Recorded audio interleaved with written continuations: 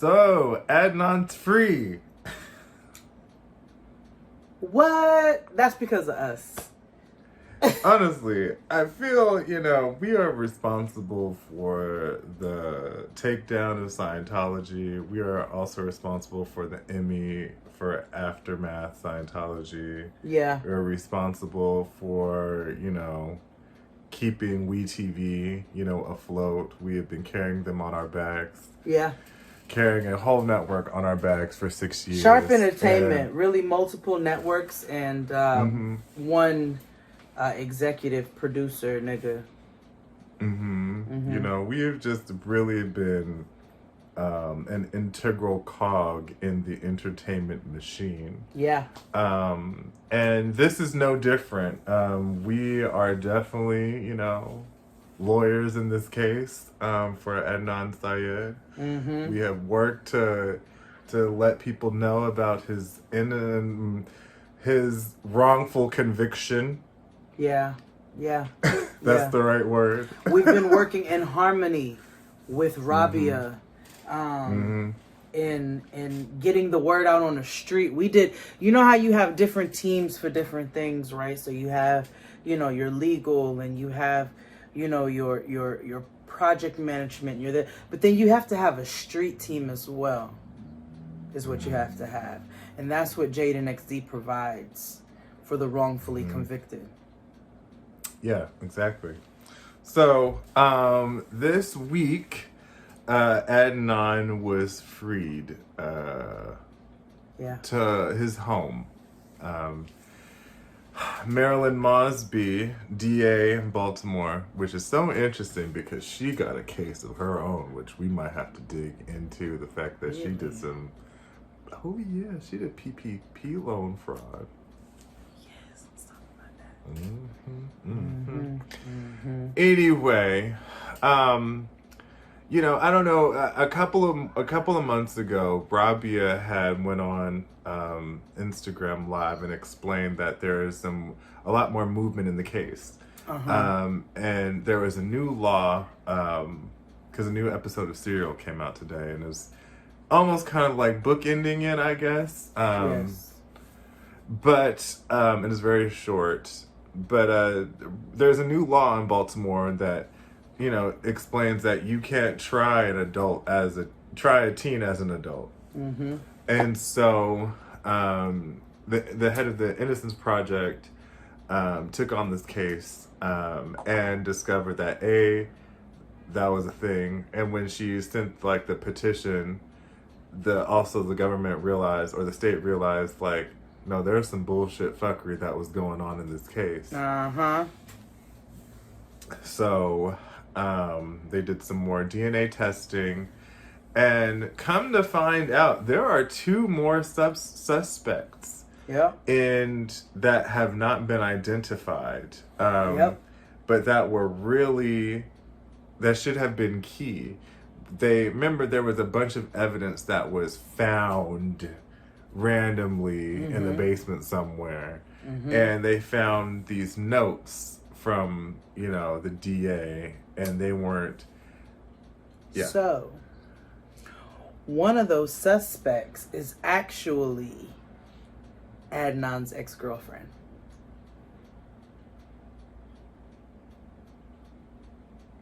Now, I know one of the suspects is in prison for sexual assault already. Now, the other one, I don't know, but I know both of them are quite key. You know what I mean? I read somewhere that one of them is Adnan's ex-girlfriend.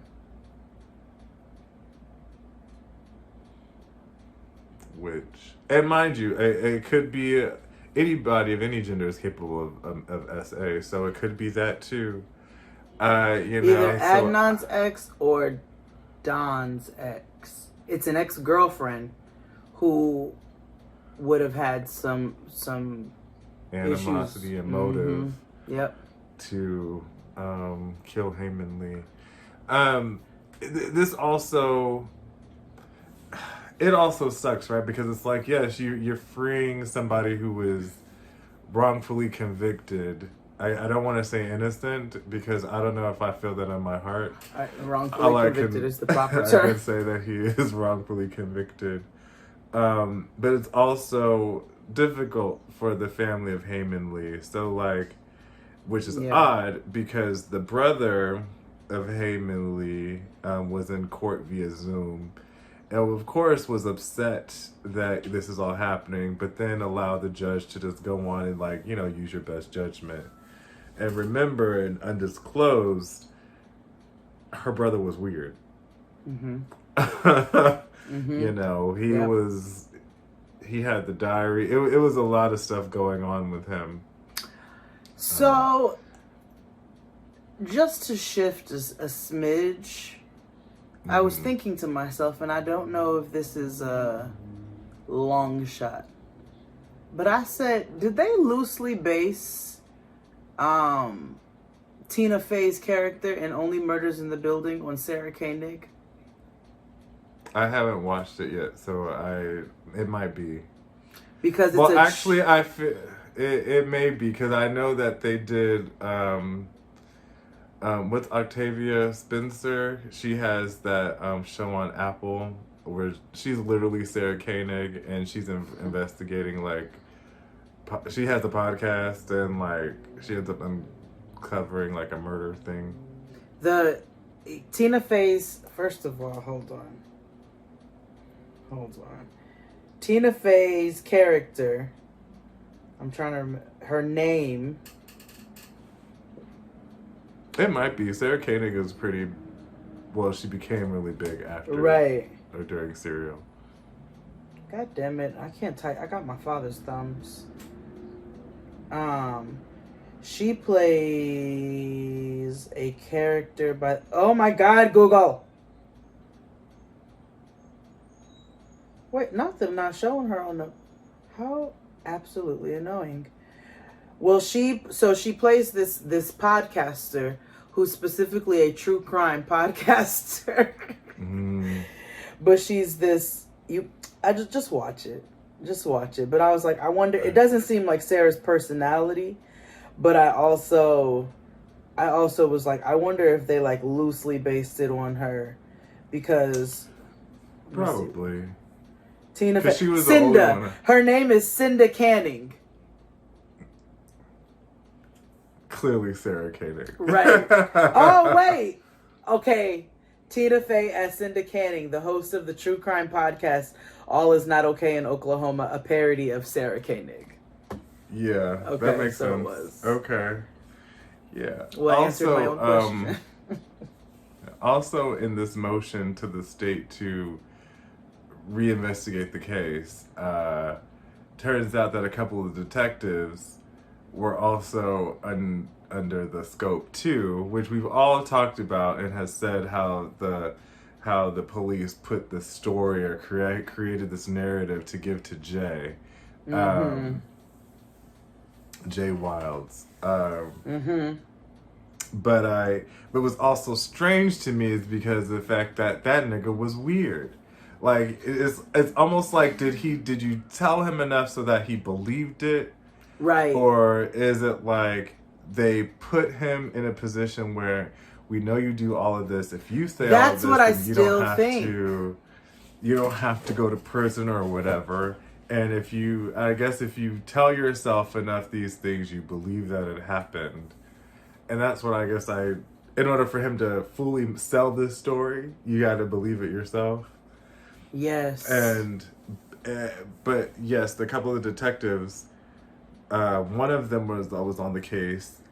The Innocence Project took on another case, and the case was exonerated for a wrongful conviction because this detective fucked up the case for questionable interrogation tactics and also just flat out lying. Yeah, and also hiding evidence, evidence, not questioning actual suspects that are tied to actual evidence. Like,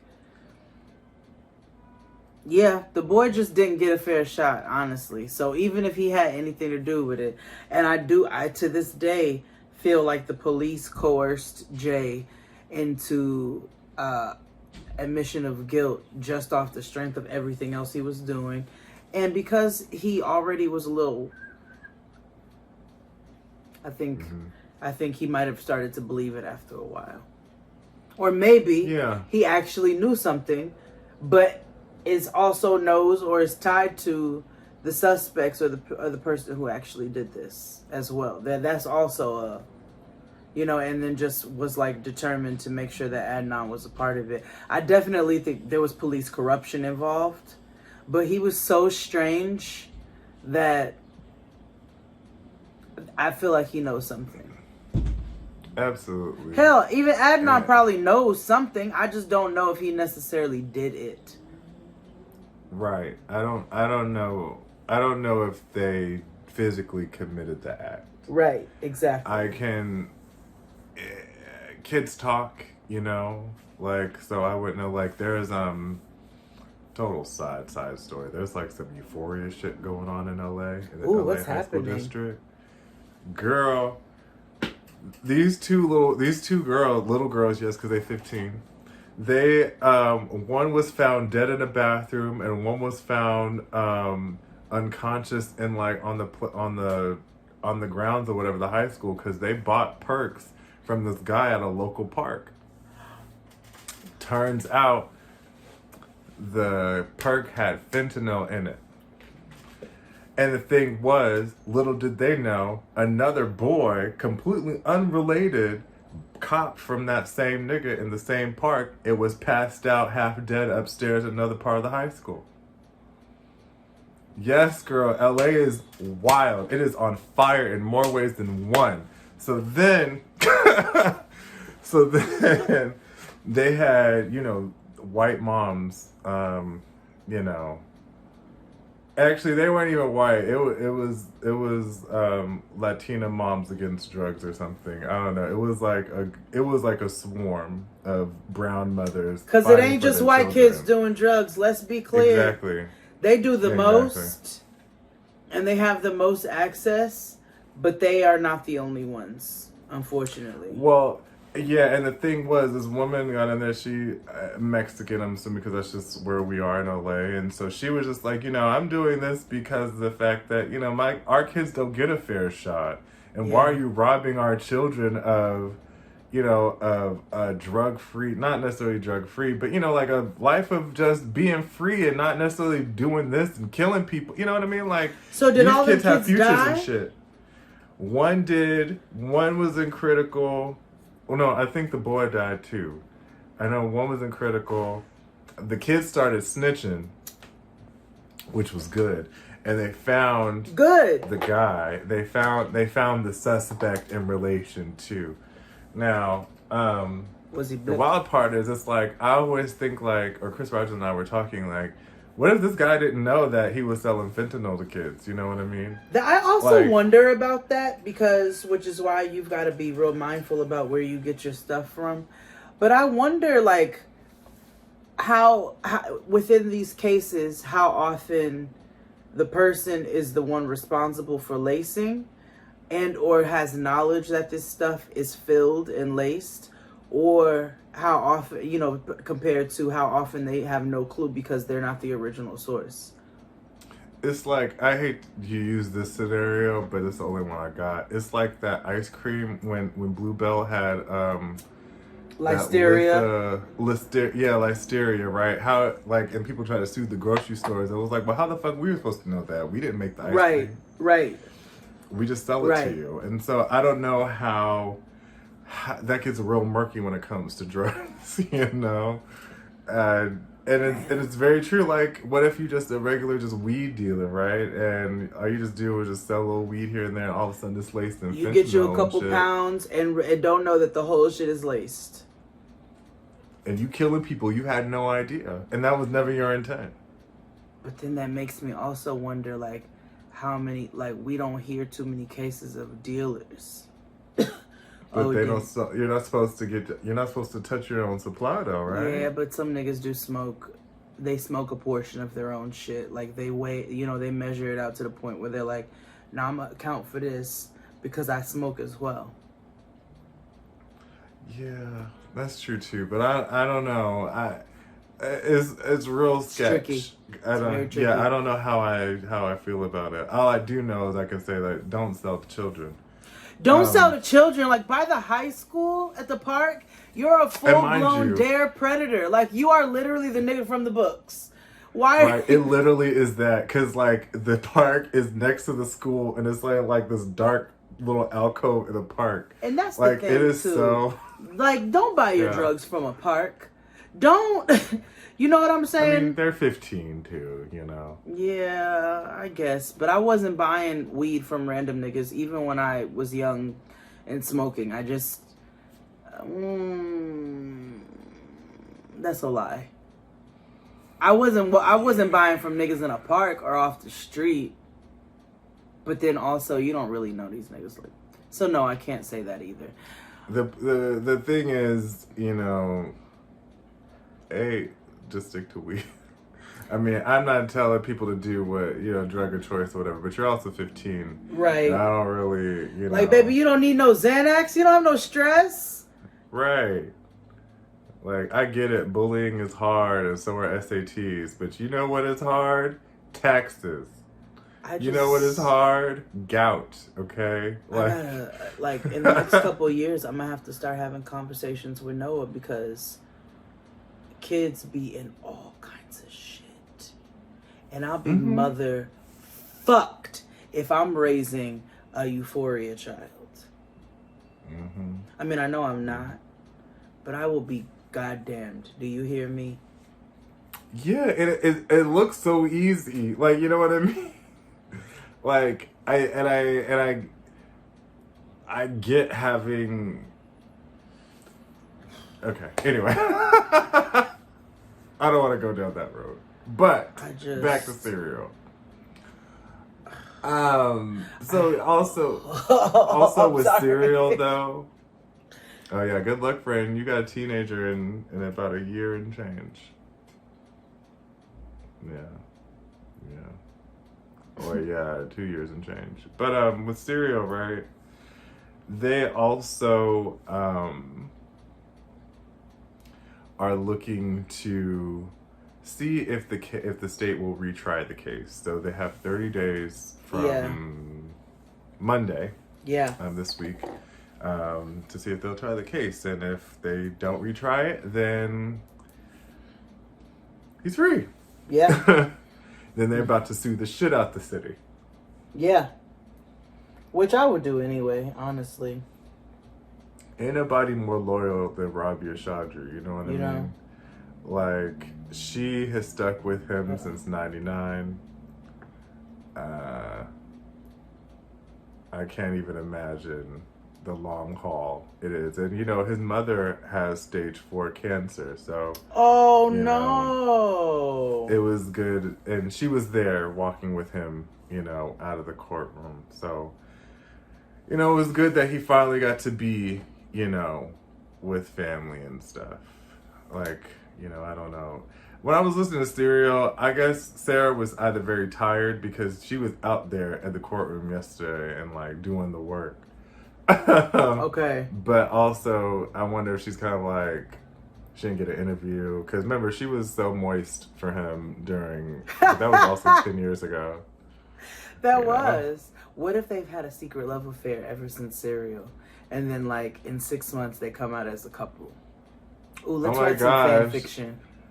Oh my gosh, Life After Lockup. Life After Can you imagine Sarah Koenig and Adnan Syed on the next season of Life After Lockup? It would be like Jenny and Samit. It would. Except she's technically never really been catfished. Which she's actually been attracted to this nigga all this time. Kind of. Yeah. Yeah. Okay. Okay. Work. Well, that's it with Serial. I mean, I feel like we can have just probably one more update. Oh, we're going to release all of the Serial episodes here to the public because, you know, it's free, you know? It's almost like the end of an era. It's a 10-year story that we're closing. that we've literally been talking about for almost 10 years. Yeah. Yeah. Like, we started talking about cereal in what, 2014? Mm-hmm. That's crazy. When it came out. Yeah, it's like an end of an era. The only thing that we just need to finish closing out and find out is whatever happened to Shelly Miscavige. When we close that loophole, we are having a party, okay? Jade and XD, Dick Tracy's, like Dick Tracy. That and we have to. have to ensure Danny Masterson dies. Hold on, June.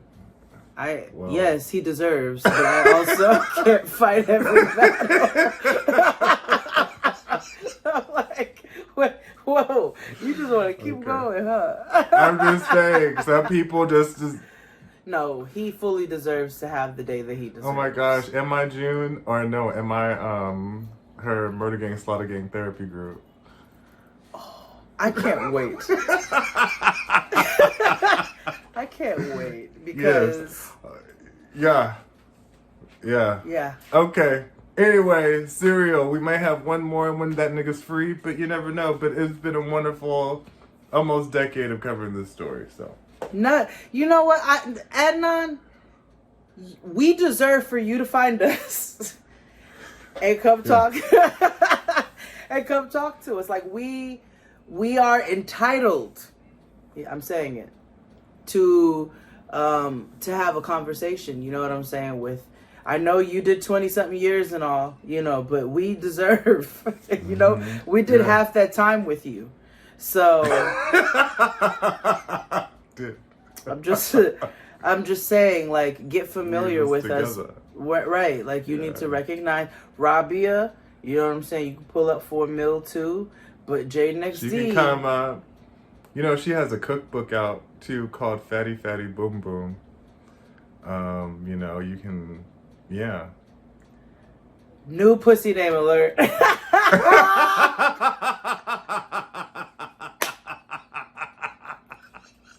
Fast Tristan, you ready for some of this fatty boom boom boom nigga? Boom.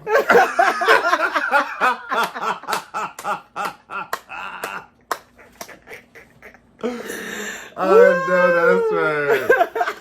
Okay. Well, that's a wonderful way to close this out. Congratulations, Adnan. We'll be waiting for your call and or email, whatever is best for you. And Rabia, again, you're welcome to come along as well. But Adnan he owes us a little bit. So we'll see you all when we see you. Yes. Au revoir.